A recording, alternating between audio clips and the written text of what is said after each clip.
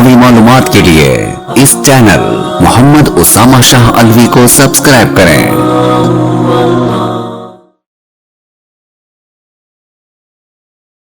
نحمده ونصلي ونسلم على رسوله الكريم اما بعد فاعوذ باللہ من الشیطان الرجیم بسم اللہ الرحمن الرحیم۔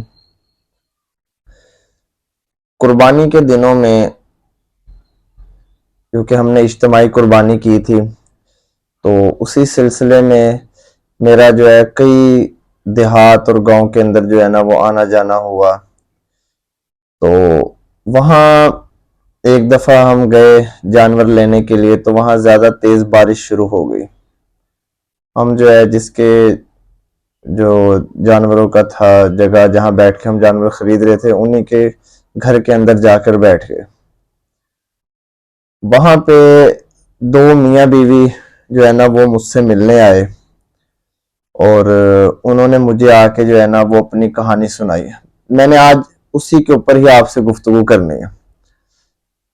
وہ کہنے لگے جی کہ جو ہے اللہ تعالیٰ نے ہمیں بڑا مال دیا ہوا تھا، جانور بڑے تھے ہمارے پاس، کھیت دیہات بڑے تھے ہمارے پاس اور ہر چیز اچھی چل رہی تھی۔ ہمیں نہیں پتا کہ کیا ہوا۔ وہ میرے پاس آئے کہ جی شہر سے مولانا صاحب آئے ہیں تو جو ہے نا وہ ہم ان کو کہتے ہیں کوئی ہمارا حساب کتاب کر دیں، کوئی ہمارا دیکھ دیں کہ ہم پہ کسی نے جادو تو نہیں کروا دیا۔ اچھا میں ان سے جب جو ہے نا یہ سارے انہوں نے بتایا کہ جی اب ہمارے پاس کچھ بھی نہیں ہے اور ہم جو ہے نا مکمل طور پہ ناکام اور ناکارہ بیٹھے ہوئے۔ انہوں نے مجھے بات کر دی تو میرے منہ سے اس وقت جو ہے کیونکہ وہاں کافی لوگ بیٹھے ہوئے تھے اچانک میرے منہ سے یہ نکل گیا۔ وہاں ایک آدمی نے بلکہ مجھے ان کے دیہات بھی دکھائے کہ یہ جو آپ سامنے دیکھ رہے ہیں کافی بڑا رقبہ تھا کہ یہ کسی وقت میں کسی دور میں یہ سارے انہی کے تھے اور اس کے باپ دادا کے نہیں تھے، اسی کی ملکیت تھے۔ اور نہ یہ شراب نوشی کرتا ہے، نہ یہ گندا آدمی ہے، نہ یہ جو ہے نا زنا وغیرہ کرتا ہے، لیکن پتہ نہیں کیا ہوا، کیوں اللہ تعالیٰ ناراض ہوئے کہ اس سے سارا کچھ واپس چھین لیا۔ تو میرے منہ سے اچانک ایک جملہ نکلا، میں نے کہا لگ رہا ہے کہ آپ نے جو ہے نا اللہ تعالیٰ کو ناراض کر دیا ہے کسی بات پہ۔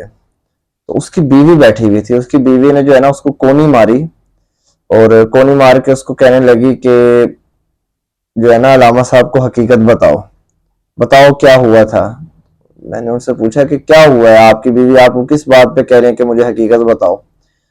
وہ کہنے لگا کہ جی آج سے تقریباً جو ہے نا 8-9 سال پہلے میں نے اپنی بیوی کو غصے میں آ کے کئی دفعہ طلاقیں دی ہیں اور پھر ہم ایک جو ہے نا علماء کے پاس گئے، انہوں نے کہا جی کہ جو ہے نا نہیں ہوئی، کسی کے پاس جو ہے کہا ہو گئی۔ خیر ہم نے جنہوں نے کہا جی کہ نہیں ہوئی یہ وہی مکتبہ فکر تھا جنہوں نے جو ہے نا 3 طلاقوں کو 1 طلاق کہتے تھے، میں نام نہیں لینا چاہتا۔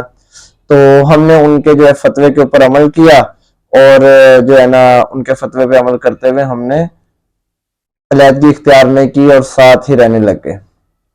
کہہ رہے لیکن یہ سلسلہ رکا نہیں، دوبارہ جب مجھے غصہ آیا، ہم میاں بیوی کی لڑائی ہوئی، میں نے پھر آ کے جو ہے نا 3 کی تو حد ہی نہیں نہ تھی، میں جتنی ہوتا تھا میں دے جاتا تھا، 3 7 10 12 جتنا اس ٹائم منہ میں غصہ ہوتا تھا میں نکال جاتا تھا۔ اور کہہ رہی کہ ایک دفعہ نہیں، یہ آج تک بھی ہمارے ساتھ ہوتا رہتا ہے کیونکہ میرے اوپر اب قابو نہیں ہے، میرے غصے پہ قابو نہیں ہے، میں جب غصے میں آتا ہوں میں دے دوں۔ لیکن کیونکہ وہ جو ہے نا مکتبہ فکر والوں نے مجھے یہی کہا تھا کہ جب اکٹھی 3 طلاقیں دے دی جائیں تو ایک ہی ہوتی ہے، اس کے علاوہ دوسری طلاق نہیں ہوتی۔ تو ہم آج تک انہی کے اس فتوے کے اوپر چل رہے ہیں کیونکہ ہم نے تو ہر دفعہ 3-4 دیتے ہیں تو وہ ایک ہی ہوتی تھی، 3-4 تو ہوتی نہیں تھی تو ہم ساتھ رہ رہے ہیں۔ تو میں نے اس کو سایا کہ ہوئے آپ نے اپنے ساتھ کیا ظلم کیا۔ حالانکہ بات میں نے اس کو یہ سمجھائی کہ آپ نے جب پہلی دفعہ ہی 3 طلاقیں دی تھی تو آپ فوراً اپنی بیوی کے اوپر حرام ہو چکے تھے، بیوی آپ کے لیے حرام ہو گئی تھی۔ چلے آپ نے جو ہے نا مان لیا کہ آپ نے کسی اور سے فتویٰ لیا، فتویٰ لینے کے بعد آپ نے جو ہے نا اپنی بیوی کو ساتھ رکھا، تو ان مسلک والوں کے نزدیک بھی اگر آپ علیحدہ علیحدہ مجلس کے اندر 1000 دفعہ بھی اپنی بیوی کو طلاقیں دیتے ہیں، مجلس چینج ہوتی رہتی ہے، تو اگر آپ نے بھی 3 علیحدہ علیحدہ مجلسوں میں 1000 ایک جتنی آپ کا دل طلاقیں دی تو ان کے نزدیک بھی آپ کی بیوی آپ پہ حرام ہو جائے گی۔ آپ نے ہمارے نزدیک تو پہلی سے ہی آپ کی بیوی حرام ہے نا، لیکن چلے آپ نے ان کے اوپر مانا تو ان کے نزدیک بھی اب حرام ہے. تو یہی وہ چیز تھی. اور اس نے مجھے یہ بات بتائی جس کا سب سے برا اثر اور سب سے بڑا جو ہے نا میرے نزدیک جو اس نے گناہ کیا کہ وہ کہتے جی کہ یہ سارے معاملات کے بعد ہمارے پاس 2-3 بچے بھی موجود ہیں، یعنی کہ میں نے لوگوں سے ہی سنا، میں نے ان کا خود نہیں دیکھا کہ ان کے جو ہے نا گاؤں کے اندر ان کی زمینیں کتنی تھی، ان کے پاس جانور کتنے تھے، اللہ تعالیٰ نے جو ہے نا ان کو کتنا نوازا ہوا تھا، لیکن اس آدمی کا غصہ، اس کی بیوی کے ساتھ لڑنا، پھر اس کو طلاق دینا، پھر طلاق دینے کے بعد ہمیشہ ساتھ رہنا، یہ اللہ تعالیٰ کو اتنا ناپسند لگا کہ اللہ تعالیٰ نے جو ہے اس سے سارا کچھ واپس چھین لیا. اور اس نے مجھے کہا کہ نہ میں شراب پیتا ہوں، نہ میں زنا کرتا ہوں، نمازی بھی ہوں. میں نے اس کو یہ سمجھایا کہ آپ زنا تو کرتے ہیں، شراب چاہے نہ پیتے ہوں، لیکن آپ زنا اسی طور پہ کر رہے ہیں کہ آپ کی بیوی آپ کے اوپر حرام ہے اور آپ اس کے ساتھ رہ رہے ہیں. اور اللہ تعالیٰ سے آپ ابھی بھی وقت ہے، میں نے ان کو سمجھایا کہ ابھی بھی وقت ہے، آپ جو ہے اپنے گناہوں کی معافی مانگیں، آپ جو ہے نا اللہ تعالیٰ کے حضور پیش ہوں. سب سے پہلے آپ دونوں میاں بیوی علیحدہ ہوں، عورت کو اپنے گھر بھیجیں، آپ جو ہے نا اپنے گھر رہیں، اس کی دوسری شادی کروائیں، یہ کرے نہیں کرے نہ کرے، لیکن سب سے پہلے علیحدہ ہوں. میں نے اپنے طور پہ ان کو بڑا سمجھایا. اور یہ واقعہ آپ حضرات کے سامنے بیان کرنے کا مقصد بھی میرا یہی ہے کہ ہم لوگ آج اپنی پریشانیوں کے اندر حد سے زیادہ جو ہے وہ گل مل گئے ہیں. ہمیں نہیں پتہ چلتا کہ ہم پہ یہ مصیبت اور پریشانی ٹوٹی ہی کیوں ہے. حالانکہ اگر ہم تھوڑا سا سوچیں تو وہ ہمارے گناہوں کا ہی ازالہ ہوتا ہے جس سے ہم اللہ تعالیٰ کو ناراض کر کے بیٹھے ہوئے ہوتے ہیں. کبھی اپنے والدین کا دل دکھا کے، کبھی بیوی بچوں کا دل دکھا کے، کبھی بیوی شوہر کا دل دکھا کے. تو یہی سارے معاملات ہیں جس کی وجہ سے حالات یہاں تک پہنچتے ہیں کہ اللہ تعالیٰ آپ سے ناراض ہو جاتا ہے اور آسمانوں سے ایک دم زمین کے اوپر گرا دیتا ہے. تو آپ اپنے ارد گرد بھی ایسے لوگ دیکھیں، اگر آپ کے ارد گرد بھی ایسے لوگ، اور آج کل بے تحاشا ایسے لوگ موجود ہیں بہت زیادہ. آپ یوں سمجھیں کہ آپ اگر کسی محلے میں چھان بین کریں گے تو آپ کو ایسے لازمی لوگ ملیں گے جو غصے میں آ کے بیویوں کو طلاقیں دے کے بیٹھے ہوئے ہوتے ہیں اور پھر بھی ساتھ رہ رہے ہوتے ہیں.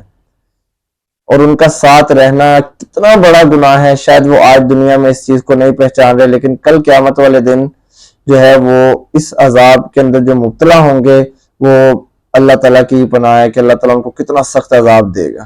اس لیے جو ہے ہمیں ان گناہوں کو جو ہے نا وہ چھوڑنا چاہیے اور اللہ تعالیٰ سے بارہا معافی مانگنی چاہیے. میں نے ان کو اپنی طرف سے بڑا سمجھایا، امید ہے کہ انشاءاللہ وہ سمجھیں گے، لیکن میری مجلس برخاست کرنے تک تو مجھے لگا کہ وہ نہیں، کیونکہ ان کی اور ہی دلیلیں تھیں، ان کی اور ہی بحث مباحثے تھے. لیکن ان کے لیے میری دعا ہے کہ اللہ تعالیٰ جو ہے نا ان کو ہدایت دے اور ان کو جو ہے نا اچھے راستے کے اوپر لے کے آئے. تو آپ لوگوں سے بھی یہی التماس ہے کہ اگر آپ لوگ بھی چھوٹے سے چھوٹا کوئی گناہ کرتے ہیں یا بڑے سے بڑا ہم بھی کرتے ہیں تو ہمیں ان گناہوں کے اوپر پشیمان ہونا چاہیے، ان گناہوں پہ اللہ تعالیٰ سے معافی مانگنی چاہیے. جب ہم اللہ تعالیٰ کو راضی رکھیں گے، خوش رکھیں گے، تو انشاءاللہ اللہ تعالیٰ ہمیں بھی خوش رکھے گا، اللہ تعالیٰ ہمیں بھی راضی رکھے گا. اللہ تعالیٰ ہم سب کو عمل کرنے کی توفیق عطا فرمائے اور ہر برے وقت سے اللہ تعالیٰ ہمیں بچائے رکھے اور اللہ تعالیٰ جو ہے ہمیں ایمان کے اوپر موت دے اور جو ہے بغیر اپنے نافرمانی اور بغیر کلمے کے ہمیں جو ہے نا ایسی موت نہ نصیب فرمائے. وآخر الدعوانا ان الحمد للہ رب العالمین.